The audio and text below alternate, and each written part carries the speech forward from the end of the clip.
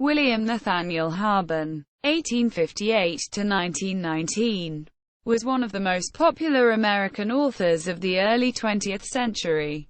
He specialized in stories about the people of the mountains of northern Georgia. He was sometimes credited as Will N. Harben or Will Harben. Harben was born in 1858 in Dalton, Georgia to a rich family.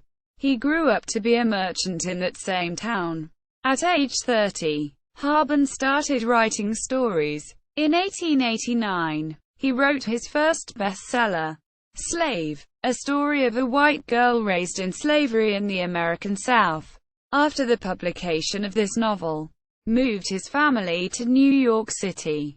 Harben's next novel, Almost Persuaded, 1890, was a religious novel. The novel gained enough attention that Queen Victoria requested a copy of it. Harben then published Mute Confessor, 1892, a romantic novel, and Land of the Changing Sun, 1894, a science fiction novel. He also produced 3 detective novels during this decade. Harben achieved his greatest literary success with Northern Georgia Sketches, 1900, a collection of short stories about Georgia hillbillies. He became a protégé and friend of William Dean Howells. 2 of his memorable characters were mountaineers Abner Daniel and Pole Baker, rustic philosophers and comedic characters.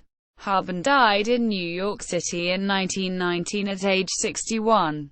Works: The Georgians, 1904 book, The Triumph, 1917 book, The Desired Woman, 1918 novel and screenplay for 1918 film, Love Never Dies, screenplay for 1921 film, William Harben at the Internet Movie Database, Will Harben in New Georgia Encyclopedia, works by William Harben at Project Gutenberg.